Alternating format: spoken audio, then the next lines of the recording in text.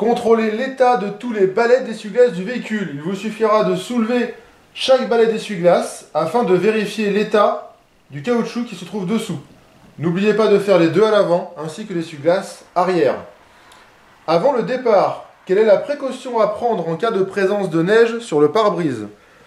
Lorsque le pare-brise est couvert de neige, dégagez la neige en totalité sur toutes les surfaces vitrées. Comment détecte-t-on leur usure en circulation? Lorsqu'il pleut, on détecte leur usure lorsque les balais laissent des traces sur le pare-brise.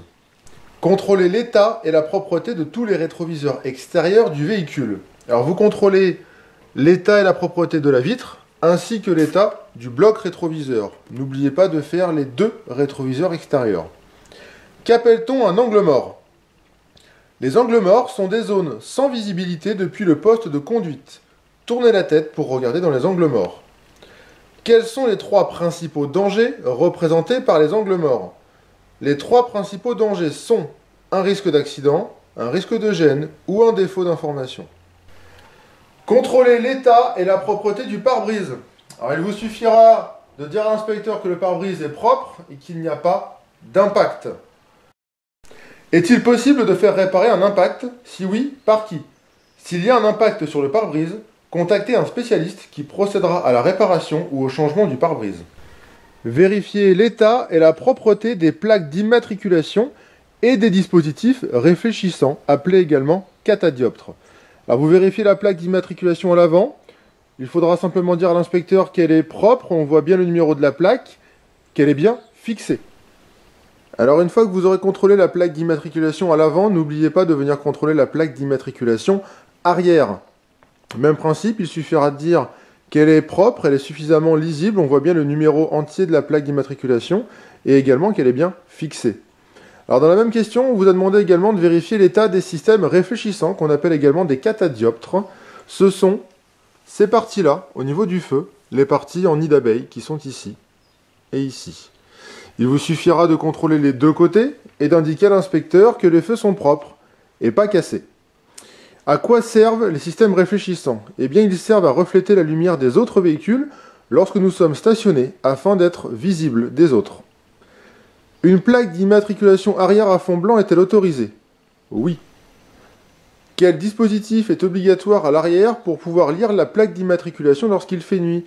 Eh bien, dès que vous allumerez vos feux de position, vous aurez deux petites lumières qui vont s'allumer juste au-dessus de la plaque d'immatriculation, afin de pouvoir la lire lorsqu'il fait nuit.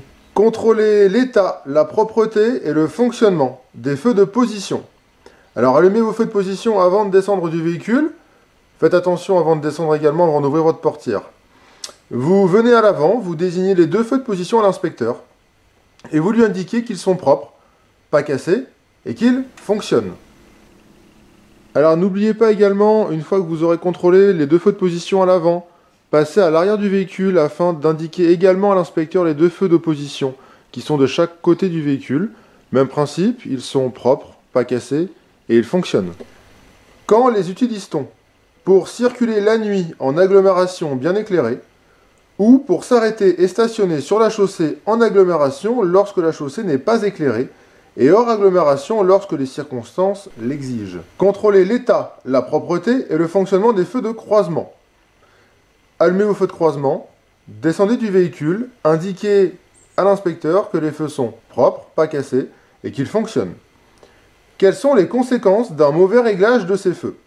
Un mauvais réglage entraîne une mauvaise visibilité vers l'avant et un risque d'éblouissement des autres usagers. Quelles sont les conséquences en cas de panne d'un feu de croisement? Il y a une diminution de l'éclairage et il y a un risque d'être confondu avec un deux roues. Contrôlez l'état, la propreté et le fonctionnement des feux de route.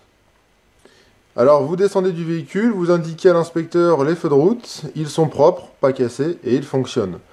Dans quel cas utilise-t-on l'appel lumineux? On utilise l'appel lumineux pour avertir de son approche. Contrôlez l'état, la propreté et le fonctionnement des feux de brouillard avant. Allumez vos feux de brouillard avant, descendez du véhicule, indiquez-les à l'inspecteur, vous voyez, ils sont en bas à chaque coin du véhicule. Ils sont propres, pas cassés et ils fonctionnent. Dans quel cas les utilise-t-on? On utilise les feux de brouillard avant en cas de brouillard, neige ou forte pluie. Dans quel cas peut-on les utiliser en complément des feux de route? Feu de route plus feu de brouillard avant sur route étroite et sinueuse la nuit par temps clair. Attention, pour suivre ou croiser un autre véhicule, il faut revenir en feu de croisement. Contrôlez l'état, la propreté et le fonctionnement du ou des feux de brouillard arrière. Il faudra donc mettre le contact, allumer au minimum les feux de position, puis allumer le feu de brouillard arrière, qui se trouve en bas au centre de votre véhicule. Il faudra indiquer à l'inspecteur que le feu est propre, pas cassé et qu'il fonctionne. Dans quel cas les utilise-t-on? En cas de brouillard ou neige exclusivement. Peut-on les utiliser par temps de pluie? Eh bien non, c'est totalement interdit. Contrôlez l'état, la propreté et le fonctionnement des feux stop. Alors avec l'assistance de votre moniteur qui ira appuyer sur la pédale de frein, vous désignez à l'inspecteur les 3 feux stop, un de chaque côté plus celui qui est en haut. Il faudra dire à l'inspecteur que les feux sont propres, pas cassés et qu'ils fonctionnent. Quelle est la conséquence en cas de panne des feux stop? Absence d'information pour le véhicule suiveur avec risque de collision par l'arrière. Quelle est leur utilité? Avertir le véhicule suiveur lors d'un ralentissement ou lors d'un arrêt. Contrôler l'état, la propreté et le fonctionnement du ou des feux de marche arrière. Alors pour pouvoir allumer les feux de marche arrière, il faudra mettre le contact sur le véhicule mais ne surtout pas démarrer le moteur au risque de caler en descendant. Il faudra donc les désigner à l'inspecteur, ce sont les 2 feux blancs qui sont de chaque côté du véhicule, et lui indiquer que les feux sont propres, pas cassés et qu'ils fonctionnent. À quoi servent-ils? La lumière blanche permet d'éclairer la zone de marche arrière la nuit ou d'avertir les autres usagers de son intention de reculer. Vérifiez le contenu du coffre. Alors vous ouvrez tout simplement le coffre du véhicule et énoncez à l'inspecteur ce qu'il y a à l'intérieur. En l'occurrence ici vous avez un triangle qui est obligatoire dans chaque véhicule ainsi qu'un gilet de haute visibilité que vous devez avoir à portée de main. Montrez où s'effectue le changement des ampoules sur l'un des 2 feux à l'arrière du véhicule. Eh bien, il suffira de désigner à l'inspecteur un des 2 emplacements situés sur le côté. Quelles précautions doit-on prendre pour manipuler une ampoule halogène? Eh bien, il faut prendre des gants, un torchon ou un mouchoir afin de ne pas la toucher directement à main nue. Montrez où se trouve la roue de secours. Eh bien, il vous suffira de soulever le tapis de sol du coffre et d'indiquer à l'inspecteur la roue de secours qui se trouve dessous. Contrôlez l'état, la propreté et le fonctionnement des feux de détresse à l'avant et à l'arrière du véhicule. Allumez donc vos feux de détresse, descendez du véhicule, faites tout le tour du véhicule afin de contrôler les 6 clignotants et indiquez à l'inspecteur qu'ils sont propres, pas cassés et qu'ils fonctionnent. Quand les utilise-t-on? On utilise les feux de détresse en cas de ralentissement important pour signaler un véhicule en panne ou accidenté sur la chaussée.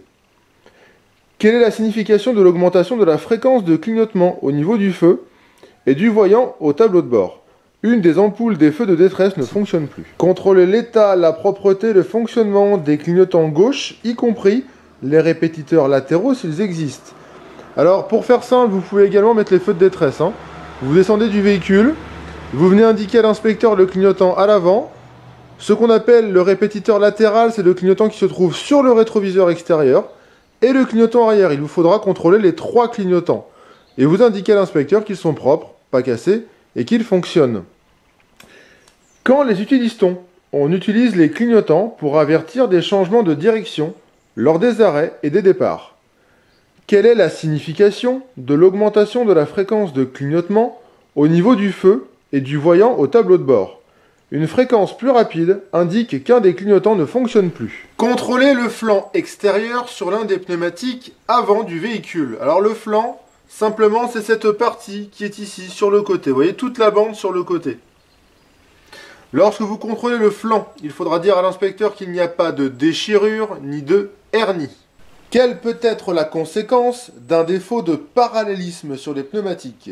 Une usure rapide et anormale des pneumatiques. Qu'est-ce que l'aquaplanage et quelle peut être sa conséquence? L'aquaplanage, c'est lorsqu'il y a présence d'un film d'eau entre le pneumatique et la chaussée, ce qui entraîne une perte d'adhérence des pneumatiques sur la chaussée. En règle générale, dans quelles conditions devez-vous contrôler la pression? Contrôlez la pression lorsque le pneumatique est froid. Pourquoi devez-vous vérifier régulièrement l'état et la pression des pneumatiques? 4 réponses. Pour avoir une bonne tenue de route, pour éviter l'éclatement, pour éviter l'aquaplanage, et enfin pour ne pas augmenter la consommation de carburant si les pneus sont sous-gonflés. Montrez une valve de gonflage d'un pneumatique. La valve de gonflage se situe ici. À l'aide de la notice d'utilisation ou de la plaque indicative située sur le véhicule, indiquez les pressions préconisées pour ce véhicule. Alors la petite plaquette se situe du côté conducteur lorsque vous ouvrez votre portière. Vous avez deux choses. La voiture, quand elle n'est pas chargée, 2,2 bars de pression dans chaque pneu devant et 2 bars dans chaque pneu arrière. Et lorsqu'elle est chargée, on reste à 2,2 bars à l'avant, mais on augmente à 2,3 bars à l'arrière. Indiquez où se situe la sécurité enfant sur l'une des portières arrière du véhicule. Eh bien, ouvrez l'une des deux portières à l'arrière et indiquez l'emplacement de couleur rouge à l'inspecteur.